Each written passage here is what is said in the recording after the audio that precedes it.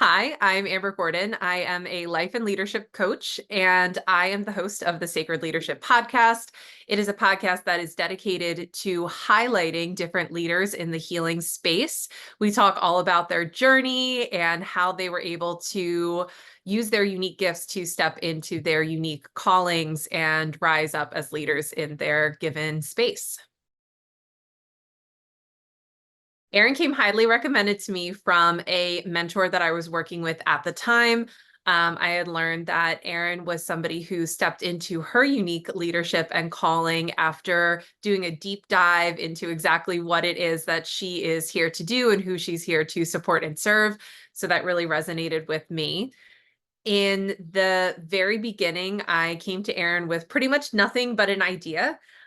So I had some big goals in terms of what the name for the podcast was going to look like, the branding, who was going to be a part of it, how the production was going to work. And Erin was able to walk me through step by step, and we took it from just being an idea to actually being something that we are 2 seasons in. And it's out there in the world and people are enjoying it. And I get feedback almost daily about different episodes, different shares, and takeaways that people have had. So it's been a really rewarding experience.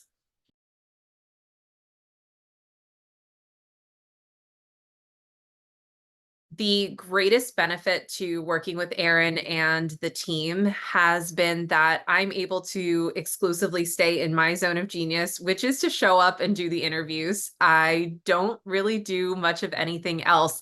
The entire back end process was streamlined for me. Systems were set up for me and for my guests. And also the production, just from the sound quality, clips, social media, getting it out there on Apple, Google, Spotify, even YouTube, all of that was done for me. So essentially, when I tell you that they literally did everything except actually record the episode, I mean it. And it really made it so easy for me to just be able to show up, jam out with my guests, have a really great time, and enjoy having a podcast without any of the stress in terms of what the systems, what the back end, what the production or social media were going to look like, because that was all taken care of for me. So I will tell you that if I was to make a podcast all by myself, I probably would not actually have a podcast because I wouldn't do that. But if I were to do this by myself, I would not have great graphics. I would not have good audio quality. These are not things that I know how to do, and they're not things that I have the time to spend doing or learning how to do. One of the biggest compliments I get on the Sacred Leadership podcast is that the audio quality is so crisp and clear, and people genuinely enjoy listening to it. They can put it on, when they're driving in the car or when they're working out. And they don't have to constantly be, changing the volume because the audio is all over the place. It's easy to understand. And the other piece is that in terms of all it takes to get a podcast out there in the world, there's so much in terms of establishing an RSS feed and doing the show notes and making sure there's keywords in those show notes and people have links and resources. That is a lot of work. And I can tell you that with everything else I have going on, the podcast just wouldn't exist, or maybe I'd be able to get out an episode or two. We definitely wouldn't be 2 seasons in without the support of Erin and her team. When I first started, I really was unsure of how exactly to promote the podcast, and it felt like a really big task. Erin and her team were able to come in and just take some really potent clips from each episode to format them for social media, make some really snazzy cover photos for them, and had each of them ready to go on the launch date for each particular episode.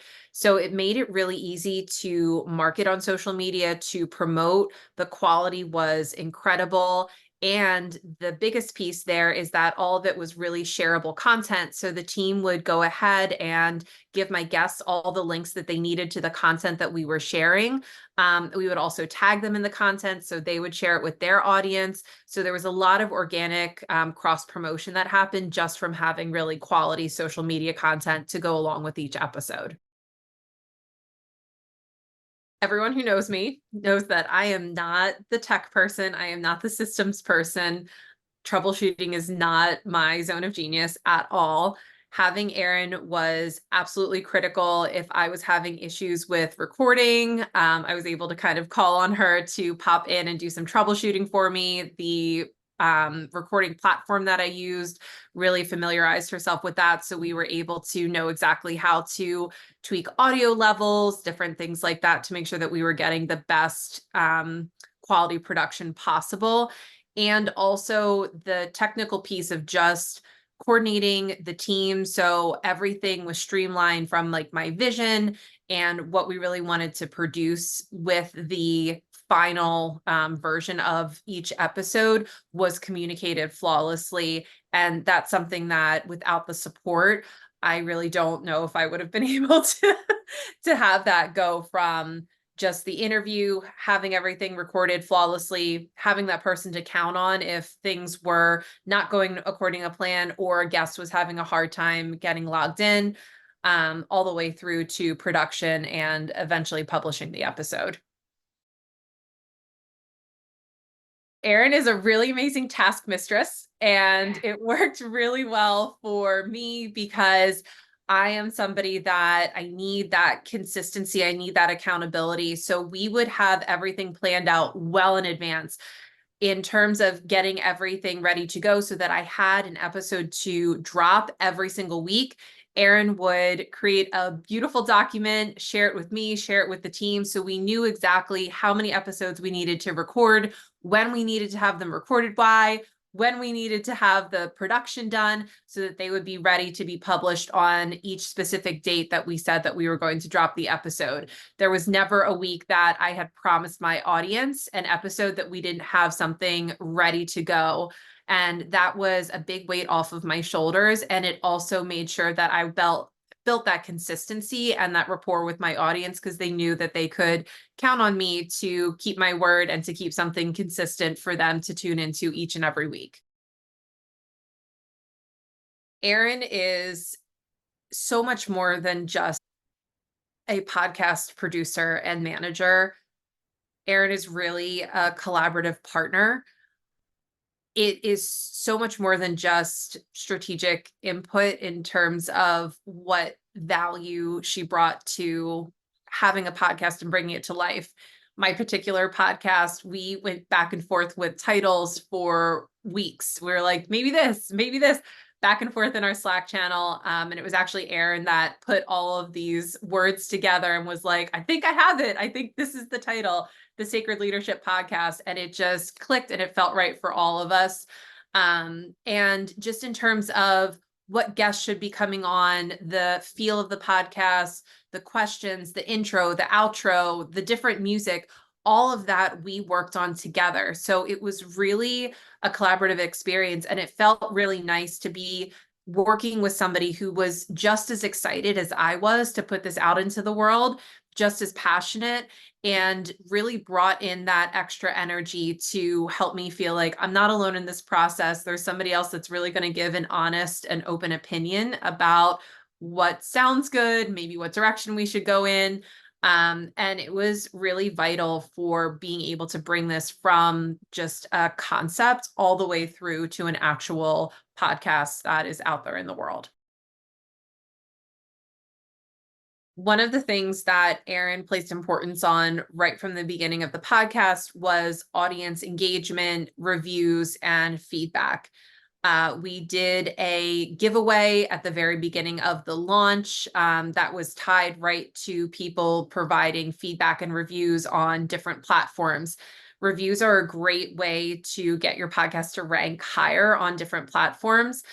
So we were able to create a fun and strategic way to engage the audience right from the launch of the podcast in the first season. The other way that's been really fun has been when we take these really potent clips from the podcast and we share them on social media and tag the guests. It really encourages their audience to comment, to be a part of the discussion, and also to tune into the episode to be able to learn more. So just even in terms of growing the viewership and also helping the viewers to help the listeners to help the podcast, there were some really fun and creative ways that Erin came up with to make sure that that happened.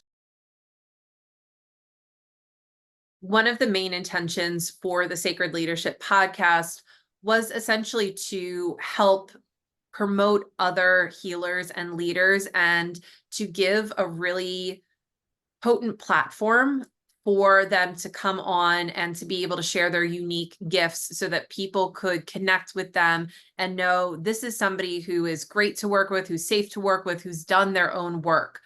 And when we were promoting the podcast, one of the really cool things that I didn't anticipate that ended up happening very organically was as I would tag other people in the episodes that I had had them on, their audience would come over and start following me. So even though it wasn't an initial goal of having the podcast, I grew my reach and I grew my audience exponentially. And I could see it from every single episode. I would get these people that would come over right on episode drop date. And I could see they had me and my guest in common. So I knew that that's exactly why they were starting to follow me, because they had seen the connection between me and the guest on the podcast. And it was a really great way to expand the audience in a way that felt good. It didn't feel salesy. It didn't feel cheesy. It didn't feel superficial. These were people who were genuinely interested in being connected with me because I was connected with somebody that they already were familiar with. My overall experience, if I could sum it up into one word, it would be easy. Everything was so easy. And when people see that I have a podcast, that I have 2 seasons, that I have social media promoting the podcast, they're like, how have you done this? They are in awe. They're like, that's so much work. And yes, it is so much work that I didn't have to do because I was able to have this high value team come in and support me throughout the entire process. And I think that that is something where if people are feeling really strongly about having a podcast and the thing that's holding them back is all of the systems and the logistics and the production and the social media, if those are the barriers, there is help out there that exists to be able to remove those barriers and help you to overcome those challenges in a way that is so supportive and helps to streamline this process for you and guests, if you want to have guests on your podcast, so that you do get to just show up and do the thing that you want to do, which is to host the podcast. So I would really encourage people to think about investing in that way. And like I said, there's so much return on investment in terms of the way that it establishes you as, an expert, the way that people can tap in, hear your voice. There is, cross promotion if you're having guests. There's so much value that a podcast can bring. But again, I know a lot of people have that struggle with the production side of it, the logistics side of it. So if that's what's holding you back, it can be easy, just like it was for me working with Erin and her team. I would really recommend working with Erin and her team because they care. They care so much about the value, about the mission. They get just as excited about the podcast and the audience and the reach, all of these different things. It's so much more than just hiring somebody off of, Fiverr or Upwork or whatever to come in and just kind of do the technical stuff. There is a team that is there and supporting you and just as passionate and excited about the podcast as you are. And that's something that really translates, I feel, in the way that the show notes were put together, the way that, the episodes were edited, the social media clips that were chosen, the energetic investment that Erin and her team bring to the production and management of a podcast is something that you can't piece together with, freelance work or, hiring this person for that and this person for that. It really helps there to be energetic cohesion. And I think that for me, when I think about this entire process and I think about how daunting it was to even get started, once I created that initial intention with Erin and her team, the rest of it became so incredibly easy. I really didn't have to think about much of anything except for who I wanted to have on and what I wanted to talk about, which was the easy part for me. So I really do recommend that, you go and work with a team, and Erin's team specifically, because of how much they care and because of how much energy and passion they put into working on the project with you.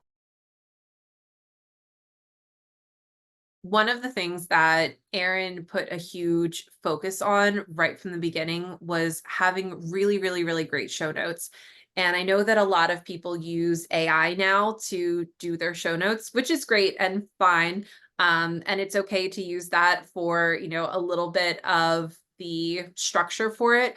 But in terms of really making sure that my show notes were capturing my audience, that they were show notes that were going to convert, and that we were really staying on track in terms of somebody really finding an engaging moment in the podcast and then having some type of actionable step after listening.